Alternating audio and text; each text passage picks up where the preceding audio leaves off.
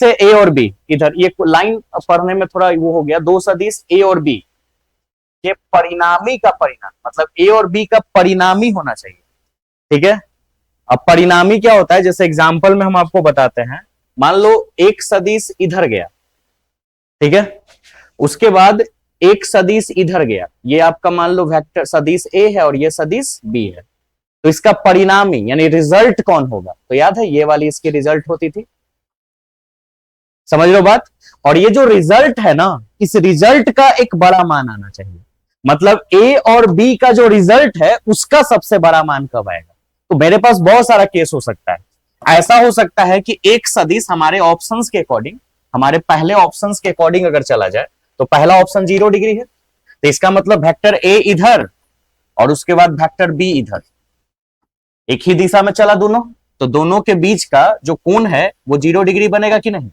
एक minute, second case में चलते हैं। सेकेंड केस आपका क्या है, थीटा बी की वैल्यू 45 डिग्री, बी की वैल्यू 45, इसका मतलब थीटा की वैल्यू 45, वेक्टर ए इधर, वेक्टर बी ऐसे सीधे जाएगा तो 90 डिग्री बन जाएगा, तो ये सीधे ना जाके थोड़ा सा हल्का टेढ़ा हो तो शायद ये इसके एक्स के एक्सिस के साथ कितना डिग्री का कोण बना ले, तो यहां पे थीटा का वैल्यू कितना 45 डिग्री। और बताते हैं, ठीक है, अगर तीसरे ऑप्शन का बात करें तो तीसरा ऑप्शन कितना है 90 डिग्री है, तो चलो 90 डिग्री का मतलब है कि वेक्टर ए ऐसे जाए और वेक्टर बी ऐसे कंप्लीट जाए, है ना, तो ये सीधे ना जाके इधर गया तो यहाँ पे 90 डिग्री बना, तो यहाँ पे थीटा की वैल्यू कितना डिग्री, और एक और है थीटा की वैल्यू 180 डिग्री। तो चौथा केस ये है कि हम एक वेक्टर्स को इधर ले जाए और दूसरा वेक्टर इधर जाए, सॉरी थोड़ा वो हो गया टेढ़ा, तो ये वेक्टर ए और ये वेक्टर, अब इनके बीच जो थीटा है वो कितना डिग्री,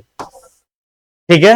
अब इन सब का परिमाण निकालना है, तो मेरे अंदाज से इन सब में परिणाम, पहले रिजल्ट निकालना है, ठीक है ना, रिजल्ट यानी परिणाम, तो रिजल्ट सबसे ज्यादा रिजल्ट, बड़ा रिजल्ट किसका होगा, ठीक है। शायद आपने पढ़ा होगा एक फॉर्मूला है, आर बराबर root under A square plus B square plus 2ab cos theta, पढ़े थे ये फॉर्मूला, यही था ना रिजल्ट निकालने का फॉर्मूला। अब देखते हैं कि इसमें रिजल्ट में सबसे बड़ा रिजल्ट कौन आता है।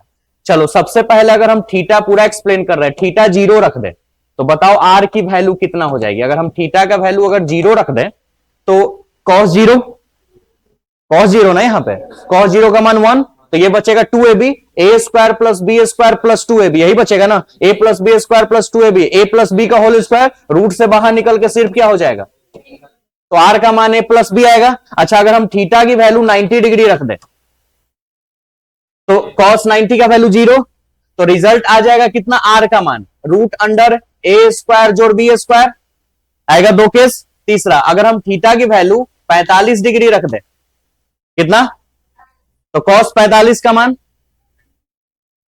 1/√2, तो रिजल्ट हो जाएगा आर बराबर root under A square plus B square plus 2ab अगुने 1/√2, 1 बाई क्या।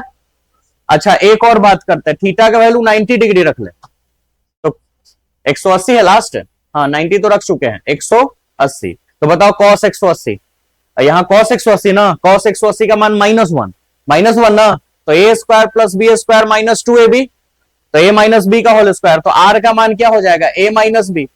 तो अगर देखा जाए तो मेरे अंदाज से इन दोनों में तुलना अगर कर दिया जाए तो यही बड़ा है, क्लियर है, बड़ा होगा ना, a प्लस बी और a माइनस बी में कौन बड़ा है, और जब अब इन दोनों में तुलना करो, a प्लस बी और root under A square plus B square, definitely ये बड़ा होना चाहिए। एक एग्जांपल ले लेते हैं, ठीक है, जैसे मान लो a का मान ले लेते हैं 9, a का मान कितना, a का मान मान लो ले लेते हैं 9 और b का मान ले लेते हैं 16, ठीक है, तो 16 9 कितना होगा, तो r का मान यहां पे कितना आएगा, यहां पे बैठा के देखो, ठीक है। अच्छा थोड़ा 3 और 4 ले लेते हैं, हाँ वो ज्यादा बेहतर रहेगा, 3 और 4 ले लेते हैं, तो 3 और 4 7, r का मान 7 आया, यहां बैठा के देखो, 3 का स्क्वायर 9, 4 का स्क्वायर 16 9, तो रिजल्ट कितना आएगा 5, तो 7 बड़ा या 5 बड़ा, तो इन दोनों में डेफिनेटली यही बड़ा आ रहा है ना, और अगर इसमें और इसमें तुलना किया जाए तो कंफर्म यही बड़ा आएगा, आएगा ना कंफर्म, क्योंकि √2 से और डिवाइड हो जा रहा है ना, यानी कुल मिला के अगर बोला जाए तो इन चारों वैल्यू में से सबसे बड़ा वैल्यू क्या है, r बराबर a प्लस बी, और r बराबर a प्लस बी बड़ा कब आ रहा है, जब थीटा का वैल्यू क्या रख रहे हैं। तो इसका मतलब है कि इस वाले क्वेश्चन में 0 डिग्री हो, 0 डिग्री पे ये सबसे बड़ा जाएगा। दूसरा क्वेश्चन, इस सदिश और इस सदिश के बीच का कोण निकालना है। कोण निकालने के लिए हमने आपको एक थ्योरी दिया था, देखो इधर जरा, हमने बोला था कि डॉट पे आपको निकालना होता है। क्यों, इसका रीजन हम क्लास टाइम बताए थे। फॉर्मूला होता है ए बी कॉस थीटा।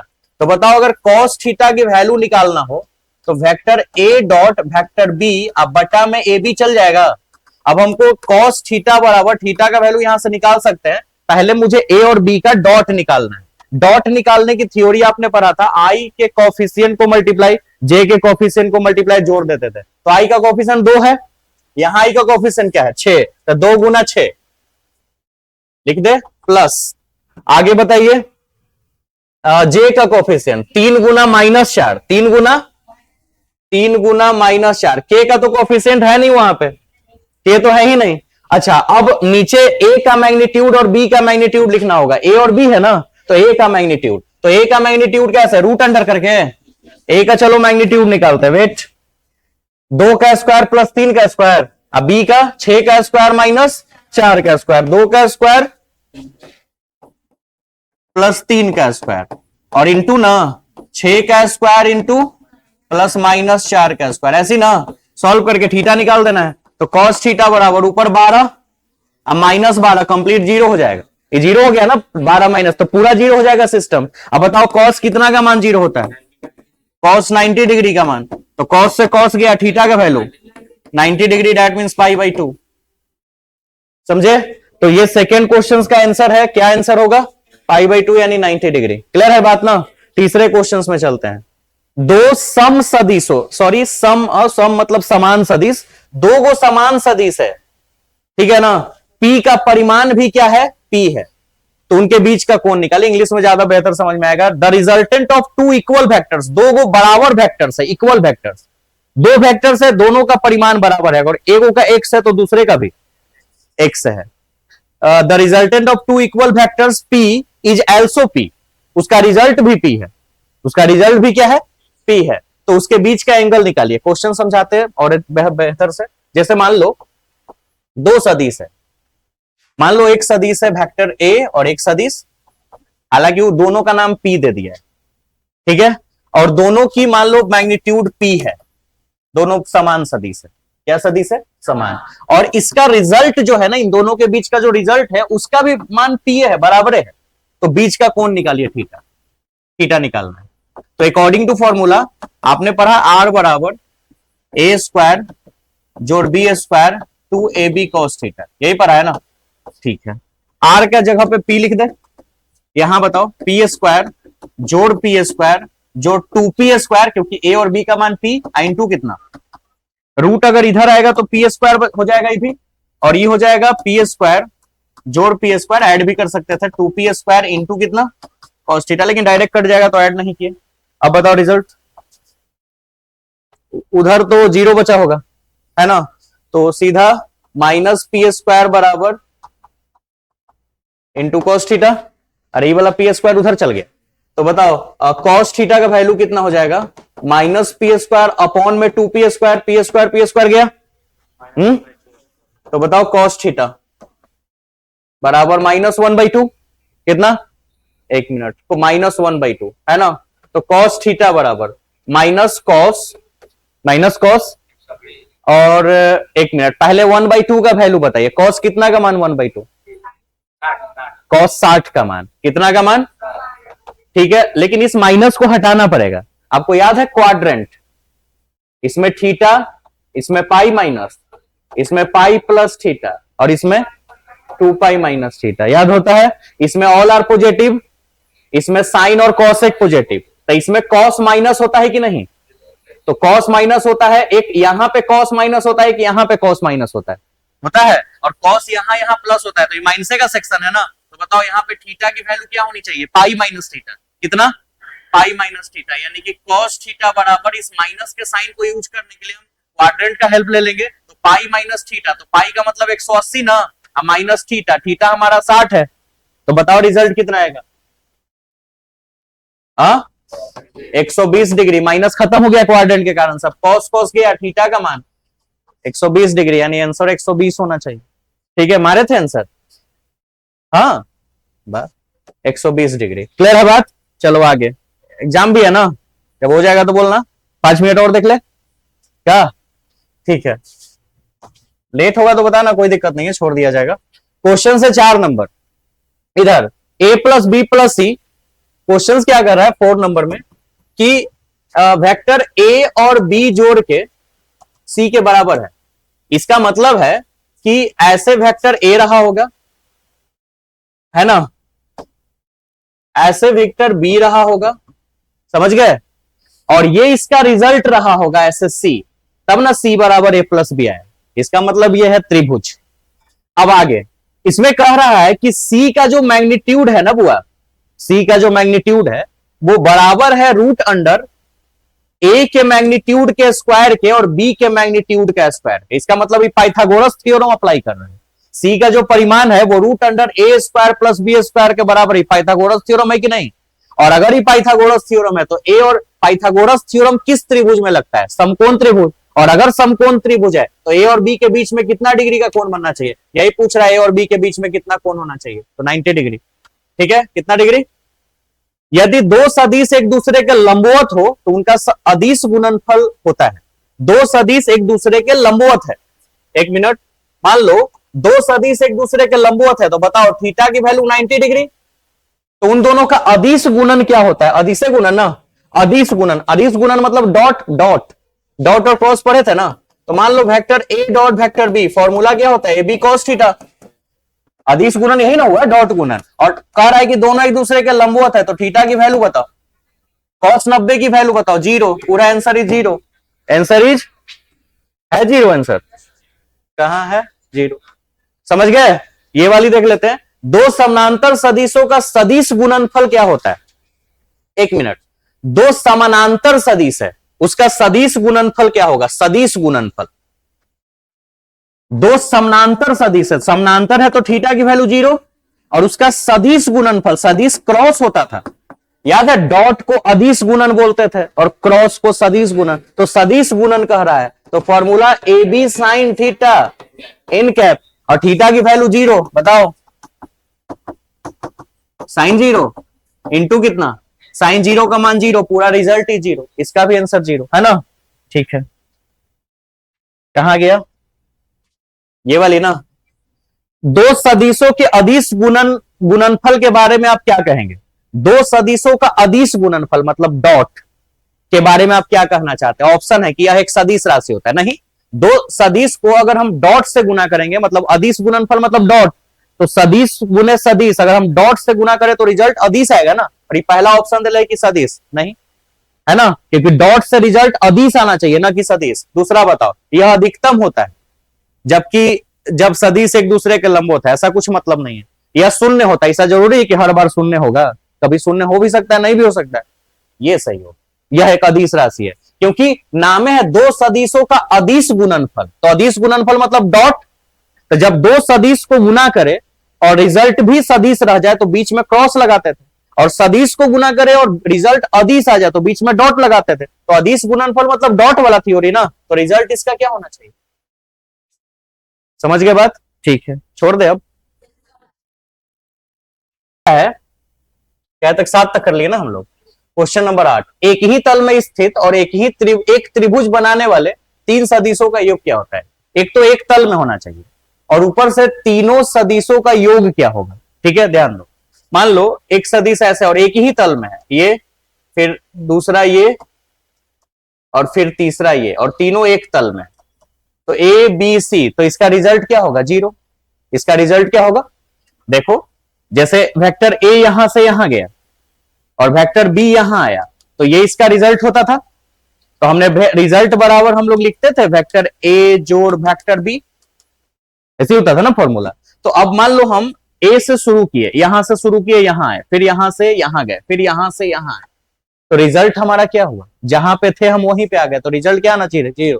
तो ए बी और सी का जो योगफल है वो कितना होना चाहिए? 0। अब आगे आगे कह रहा है कि सदिश a प्लस बी और a माइनस बी के परिमाण बराबर हो है, मतलब दो गो सदिश है, वो a प्लस बी, ठीक है, कौन सदिश, एक सदिश है a माइनस बी के परिमाण बराबर होंगे कब, जब मतलब हिंदी में गजबे क्वेश्चन लिख दिया है, the magnitude of the vector a plus B will be equal to the magnitude of a minus B when, मतलब a प्लस बी और a माइनस बी का परिमाण कब बराबर होगा, चार ऑप्शन दिया है कि कब बराबर होगा, चलो बना के देखते हैं।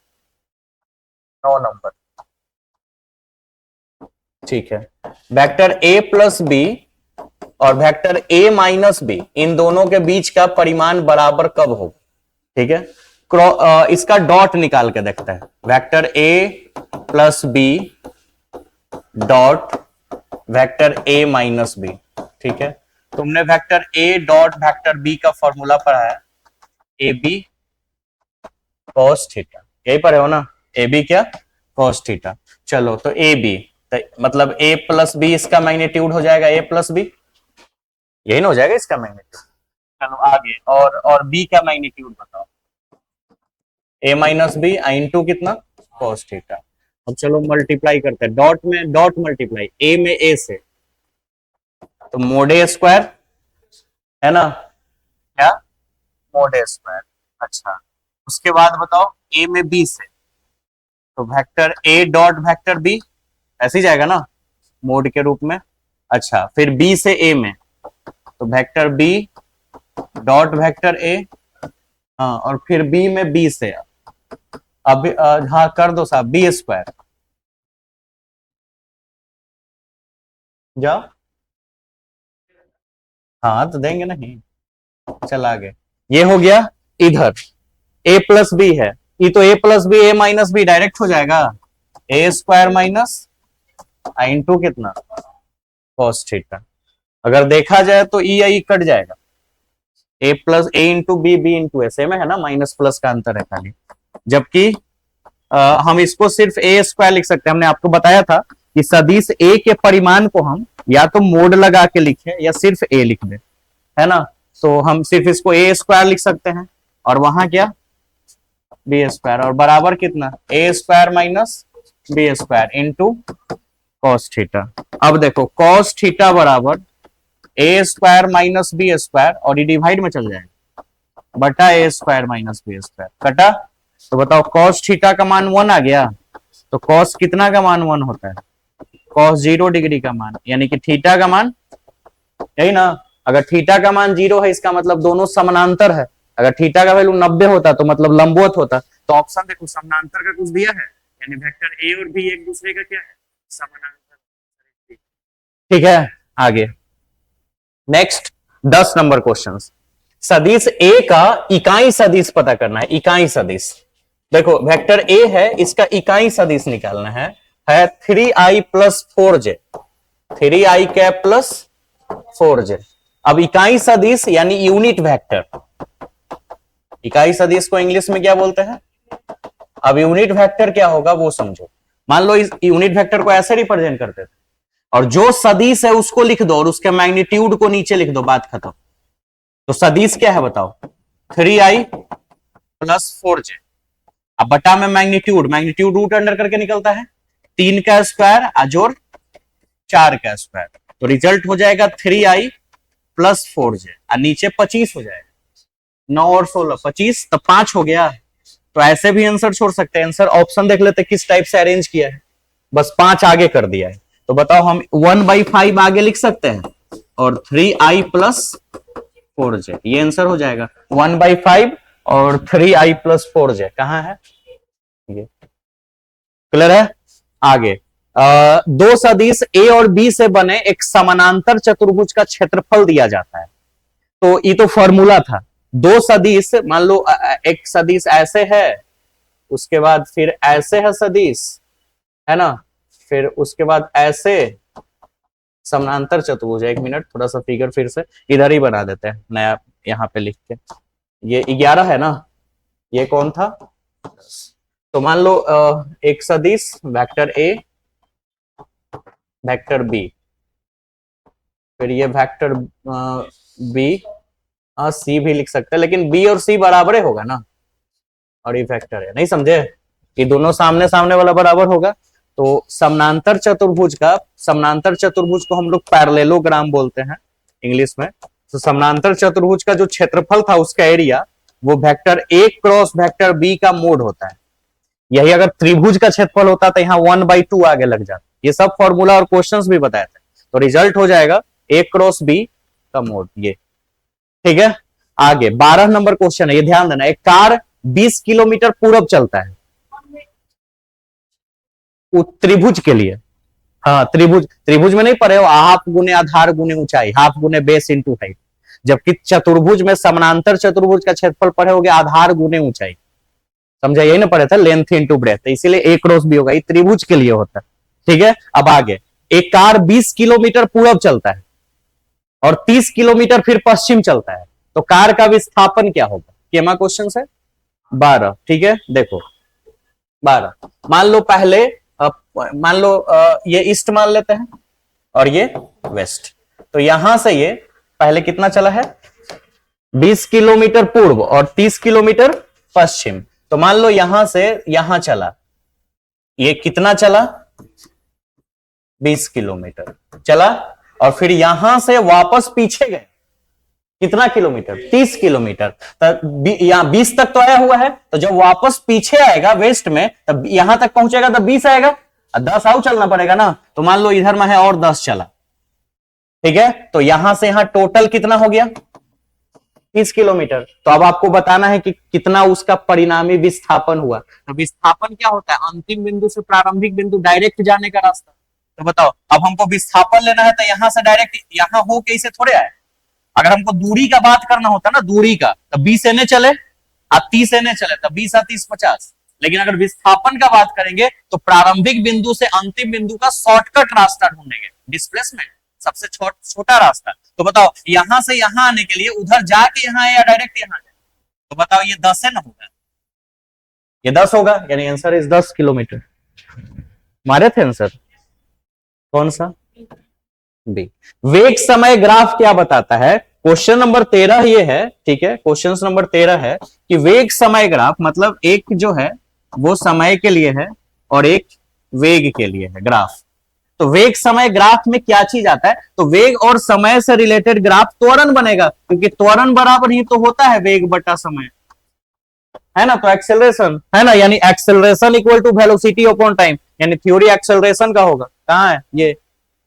आगे 13 तक हो गया, चलो अब आगे, ठीक है। यदि कोई वस्तु समान समय अंतराल में समान दूरी तय करता है, समान समय अंतराल में समान दूरी तय करता है, तो एक समान चाल या एक समान गति बोलेंगे। अरे सेम टाइम में सेम डिस्टेंस ट्रेवल कर रहा है ना, तो कौन सा होगा? समान गति, या एक समान गति भी बोल सकते हैं इसको, इंग्लिश में यूनिफॉर्म, है ना, यूनिफॉर्म मोशन, ये वाली। अच्छा, यदि किसी वस्तु के वेग को दुगना कर दिया जाए तो उसकी गतिज ऊर्जा क्या होगी? वेट 15 है ना, ठीक है। अगर वस्तु, देखो गतिज ऊर्जा यानी काइनेटिक एनर्जी का सूत्र होता है हाफ mv², ठीक है। ये मान लो पहले का है काइनेटिक एनर्जी शुरू का K1 हाफ mv²। अब हम क्या कर रहे हैं? हम गतिज ऊर्जा को दुगना कर दे रहे हैं, यानी गति को दुगना कर दे, यानी गति भी न होके 2 भी हो जाए। हमने गति को क्या कर दिया? दुगना, भी न करके क्या कर दिया? 2 भी। तो K2 का मान क्या होगा? अब दूसरा केस चल रहा है ना, तो m, लेकिन भी के जगह क्या लिखाएगा? 2 भी। तो 2 भी का ना स्क्वायर, रिजल्ट बताओ, 1/2 m गुने 4 भी स्क्वायर कितना? अच्छा, हम 4 को अगर बाहर कर दे तो ये हो जाएगा हाफ mv²।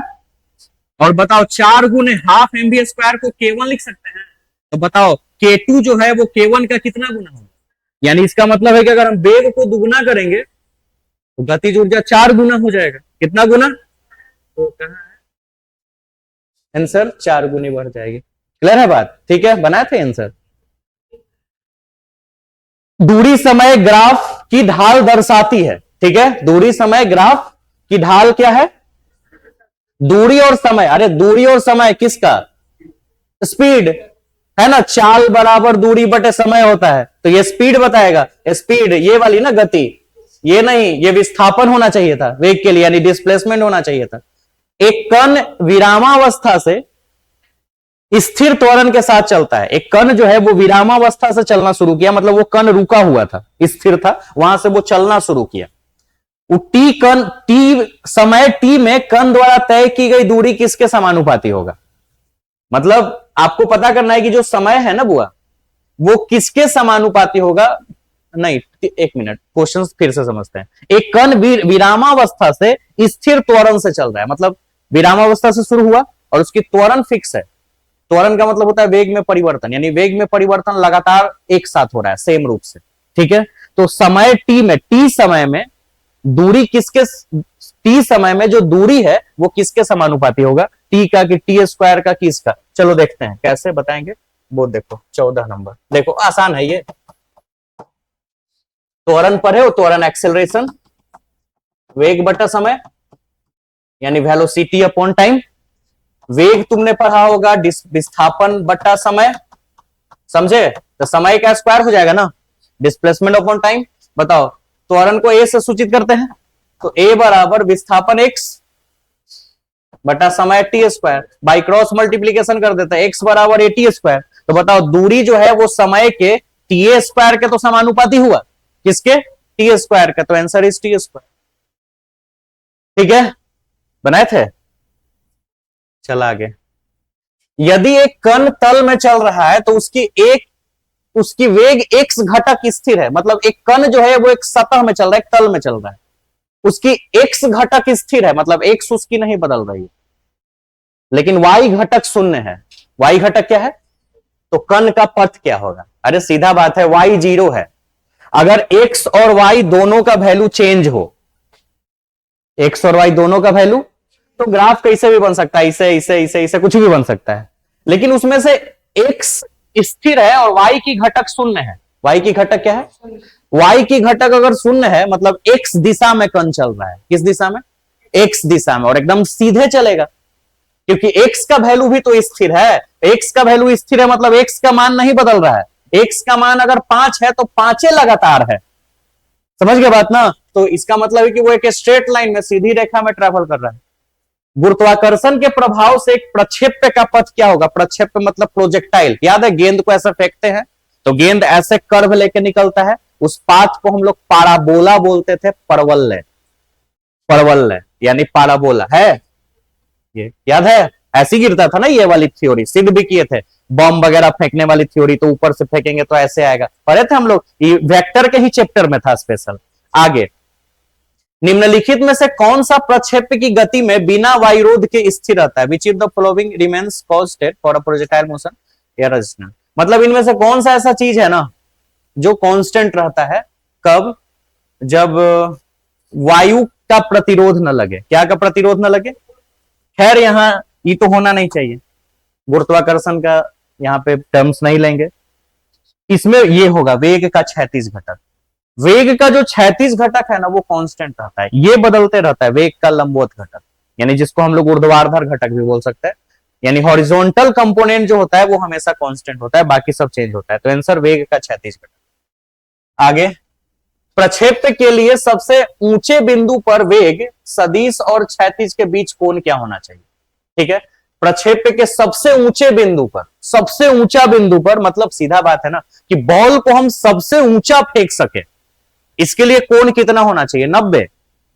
अगर हम सबसे एकदम सीधे फेंकेंगे तो सबसे ऊंचा जाएगा कि नहीं? क्योंकि अगर हम यहां फेंकेंगे तो यहीं से आके गिर जाएगा, यहां फेंकेंगे यहां गिरेगा, यहां फेंकेंगे यहां गिरेगा, यहां फेंकेंगे यहीं गिर जाएगा, एकदम स्ट्रेट फेंक देंगे वापस गिरेगा, लेकिन सबसे ऊंचा जाएगा वो। तो इसका मतलब है कि थीटा का वैल्यू कितना डिग्री? 90। प्रक्षेप्य के उड़ान का समय किसके समानुपाती होता है? तो उड़ान का फॉर्मूला होता था 2u sin थीटा बटा में जी। किसके?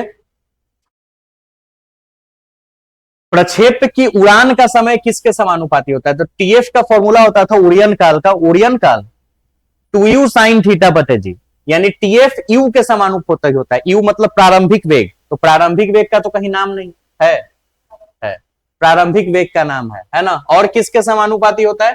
कोण की ज्या के भी समानुपाती होता है, प्रक्षेप्य कोण के ज्या के, यानी प्रक्षेप्य की उड़ान का। अच्छा, एक और इसकी फॉर्मूला होती थी 2u/g भी होती थी, याद है, दो थ्योरी हमने बताया था, एक बार गेंद को ऊपर से नीचे फेंकना और एक बार गेंद को नीचे से ऊपर फेंकना, तो ऐसे गिरता था। तो इस वाले में ये रिजल्ट आया था 2u बटे जी, और इस वाले में आया था 2u sin थीटा बटा में जी। तो अगर देखा जाए तो दोनों में कॉमन बात क्या है? दोनों में कॉमन बात u है ना, दोनों में u। इसमें ठीक है थीटा का जया है ही, लेकिन इसमें थीटा का जया नहीं ना है, तो उड़ियन काल तो दोनों में वैलिड होना चाहिए ना। तो दोनों में अवेलेबल क्या है? u, और u क्या होता है? प्रारंभिक वेग। v क्या होता था? अंतिम वेग, यानी प्रारंभिक वेग मतलब इसके समानुपाती। ठीक है, किसी प्रक्षेप्य के लिए वेग का क्षैतिज घटक क्या होता है? तो अभी तो पढ़ा है, यहां पे पढ़े, बताओ कौन स्थिर रहता है? क्षैतिज घटक। यह क्वेश्चन को घुमा दिया है कि क्षैतिज घटक क्या होता है, तो स्थिर रहता है। समझे? आगे कांस्टेंट। आगे नेक्स्ट, एक वृत्त में स्थिर गति से चलने वाले वस्तु का क्या होगा? इनमें से कौन सा ऐसा ऑप्शन है? Body moving in a circle with a constant speed. अगर एक वस्तु जो है स्थिर वेग से चल रहा है तो उसकी क्या स्थिर रहेगी? त्वरण स्थिर रहेगी। अगर वेग स्थिर है तो त्वरण भी स्थिर होगा, है ना? क्या स्थिर होगा? त्वरण भी। आगे, वह बल जो वृत्तीय पथ के केंद्र की ओर लगता है वो क्या कहलाता है? याद करो, अगर हम वृत्तीय पथ में घूम रहे हैं, हाल फिलहाल नहीं पढ़े, तो वस्तु से केंद्र के तरफ एक बल लगता है जिसको अभिकेंद्रीय बल बोलते हैं, सेंट्रीपेटल फोर्स। याद आया? और एक केंद्र से भी बल लगता है जिसको अपकेंद्रीय बल बोलता है, सेंट्रीफ्यूगल फोर्स। तो ये बोल रहा है कि केंद्र के तरफ, मतलब वस्तु से केंद्र के तरफ लगे, तो यह है अभिकेंद्रीय। अभिकेंद्रीय मतलब सेंट्रीपेटल। ठीक है, समवृत्तीय गति में वस्तु के वेग की दिशा क्या होती है? तो वृत्त के स्पर्श रेखा में केंद्र की ओर रेडियल, केंद्र से दूर, ये वृत्त के स्पर्श रेखा में समवृत्तीय गति में वस्तु के वेग की दिशा क्या होती है? मतलब अगर एक वृत्तीय में है तो हमेशा, जैसे यहां वस्तु है, यहां अगर खुल जाएगा तो इधर फेंका जाएगा। याद आया? अगर वस्तु यहां खुल जाएगा तो इधर फेंका जाएगा। ऐसा हम एग्जांपल दिए थे कि गेंद को अगर ऐसे घुमा दे तो ऐसे घूमते रह जाएगा, वो तो जहां पे हम छोड़ देंगे वहीं से उधर चल जाएगा ना। तो एक स्पर्श रेखा, ये स्पर्श से तो है टेंजेंट, स्पर्श रेखा बोलते हैं इसको। किसी भी वृत्त में ये ऐसे लाइन खींचो, या स्पर्श रेखा है, तो ये आंसर हो जाएगा वृत्त की स्पर्श रेखा, टेंजेंट टू द सर्कल। बस 4 गो और है।